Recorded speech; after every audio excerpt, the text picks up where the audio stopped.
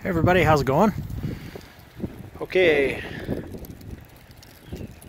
this is a 2019 Pete 367, and I spec this truck to be able to do multiple vocational applications.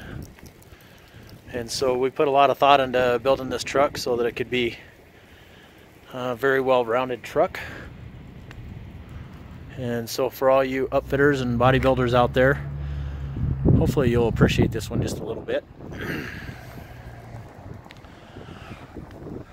So this one is running a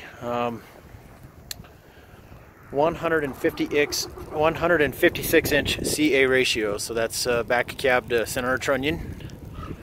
And then I put 81 inches of afterframe on this truck. And I'll go through some more of the details on why we did what we did on this one.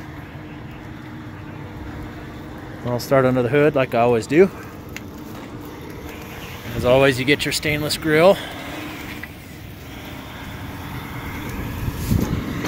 This one does have a set forward axle, but what we did was put a wide track front axle on this truck, and I wanted to give you a perspective when you run with the wide track axle option that you actually get a full 50-degree turning radius on your front wheel. And this thing turns sharp. For a tandem axle truck, it turns very sharp.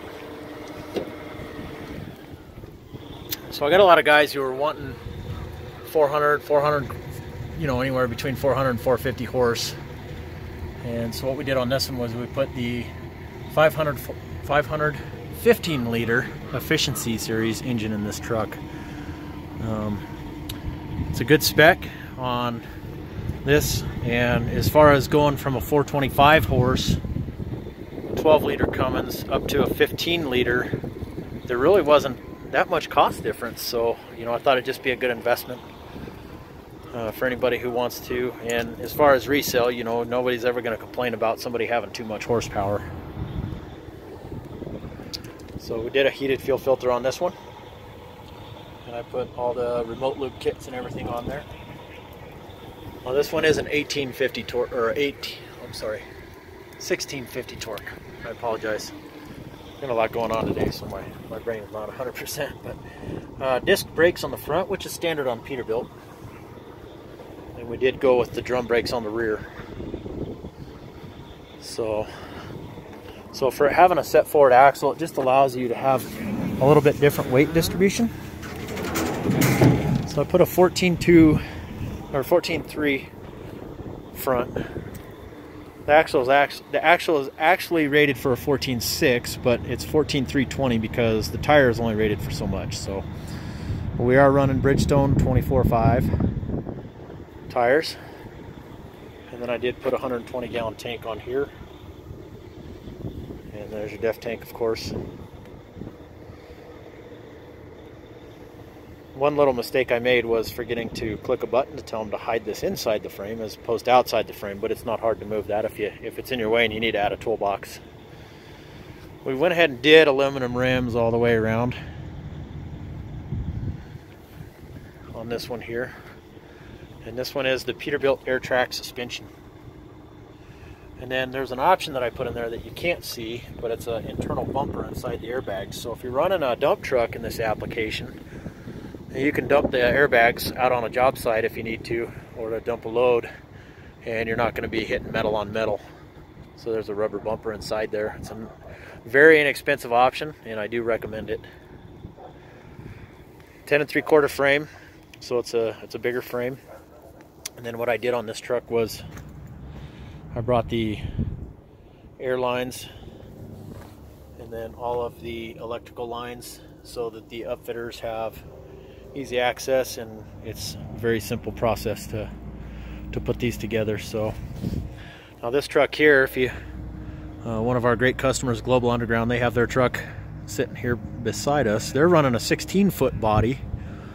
So if you can kind of conceptualize on one of these trucks, what I'm going to do just for stock is I'm going to put a 20-foot bed on this truck, and I'm going to put a 50-ton Pintle on the back, much like what you see on their truck. And that way you can see they're using their mixing units, but with a 102-inch wide body, you can actually put 2 mixer units side by side and then carry whatever you need as far as your water tanks up front. And then on the body, I'm going to put some ladders that pull out from the bottom of the bed, and so you'll have OSHA approved access to the bed. So I did some chrome accents on this truck, nothing too crazy. I'm trying to be conscientious of people's budget and make sure that this truck's a good value.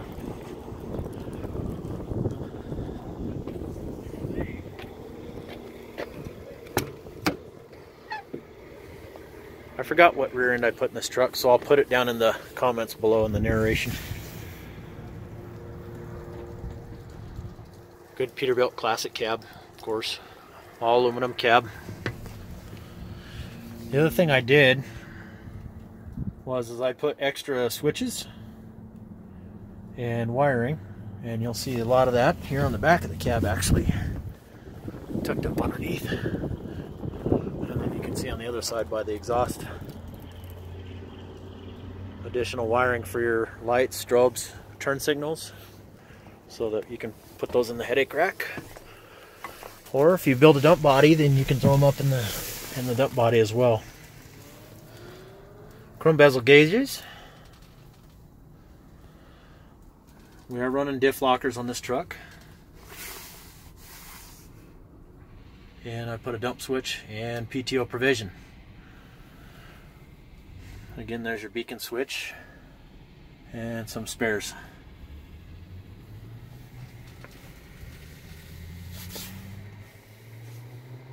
Had room to put some more gauges in there, but we can always add those if you need to.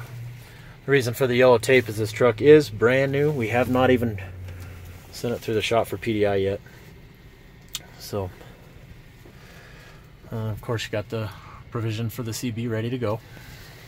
I did air ride suspension on both sides with the Mordura fabric, which is a tough, heavy-duty fabric.